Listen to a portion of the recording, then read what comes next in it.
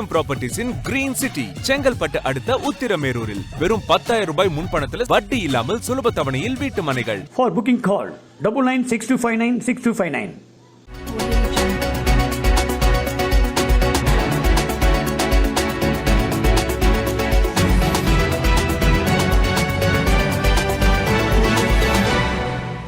மயிலாடுதுறையில் பாமக கூட வெற்றி பெறலாம், திமுகவை வெற்றி பெற விடமாட்டோம் என்று திமுகவிற்கு எதிராக மயிலாடுதுறையில் போர்க்கொடி தூக்கும் விசிகவினர்.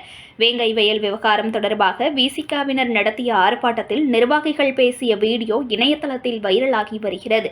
வேங்கை வயல் கிராமத்தில் குடிநீர் தொட்டியில் மலத்தை கலந்த வழக்கில் பாதிக்கப்பட்டவர்களையே குற்றவாளியாக்கிய சிபிசிஐடி காவல்துறையை கண்டித்தும் உண்மை குற்றவாளியை கண்டுபிடிக்க கோரியும் தமிழ்நாடு அரசு இந்த வழக்கை சிபிஐக்கு மாற்ற கோரி மயிலாடுதுறை கிட்டப்பா அங்காடி முன்பு விடுதலை சிறுத்தைகள் கட்சி சார்பில் கடந்த 10ஆம் தேதி கண்டன ஆர்ப்பாட்டம் நடைபெற்றது.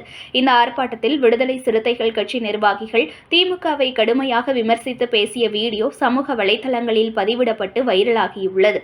அந்த ஆடியோவில் விடுதலை சிறுத்தைகள் கட்சி முன்னாள் மாவட்ட செயலாளரும் திருவாரூர் மாவட்ட மேலிட பொறுப்பாளருமான வழக்கறிஞர் வேலு குபேந்திரன் பேசும் வீடியோவில் திமுக தாழ்த்தப்பட்ட மக்களுக்கு எதிரான இயக்கம் எனவும் இதற்கு சிறந்த உதாரணம் வேங்கை வயல் சம்பவம் என்றும் கூறினார். குடிநீர் தொட்டியில் மலத்தை கலந்தது அமைச்சர் மெய்யநாதனின் உறவினர்கள் என கூறுகிறார்கள். உண்மைத்தன்மை அங்குள்ள சிபிசிஐடி காவலர்களுக்கு நன்றாக தெரியும்.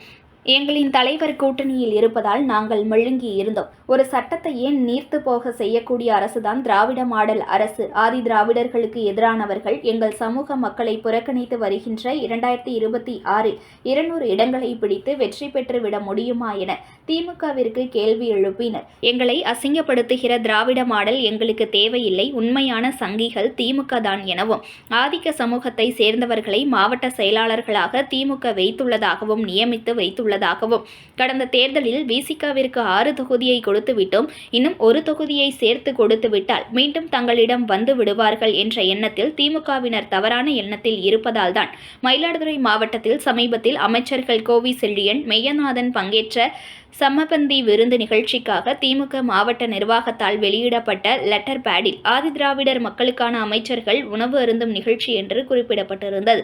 ஒரு குறிப்பிட்ட சமூகத்தினரை கொச்சைப்படுத்தி அவர்களுடன் உணவு உண்பதை அமைச்சர்கள் பெருமையாக சொல்லிக் கொள்கிறார்கள் என்றால் அவ்வளவு கீழ்த்தரமான சமூகமாக மாறிவிட்டதா என கேள்வி எழுப்பினார்.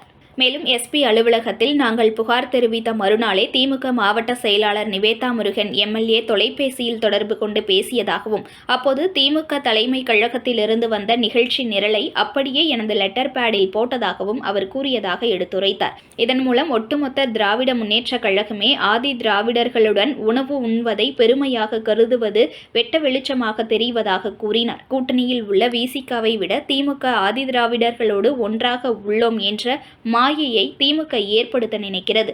இதுபோன்ற நிலையை திமுக தொடர்ந்தால் 2026 எதிரான முடிவுகளை தரும் எனவும் அதில் விசிகவிற்கும் நிச்சயமாக பங்கு இருக்கும் என்றும் கூறினார். மகளிர் உரிமை தொகை மற்றும் தமிழ் புதல்வன் உள்ளிட்ட திட்டத்தின் மூலம் 1000 ரூபாயை லஞ்சமாக கொடுத்து ஓட்டு வாங்கி விடலாம் என்கின்ற நம்பிக்கையில் திமுக இருப்பதாகவும் உண்மையில் திமுக எதையும் செய்யவில்லை என தெரிவித்தார். மற்றொரு நிர்வாகி ஜெய்சிங் என்பவர் பேசுகையில் மயிலாடுதுறை மாவட்டத்தில் உள்ள 3 தொகுதிகளில் திமுக வெற்றி பெறுவதற்காக 1 ரூபாய் காசு வழங்காமல் பாடுபட்டோம். இனி இந்த மாவட்டத்தில் திமுக வெற்றி பெற முடியாது. பாமக கூட வெற்றி பெறலாம், ஆனால் திமுகவை வெற்றி பெற விடமாட்டோம் என்றார்.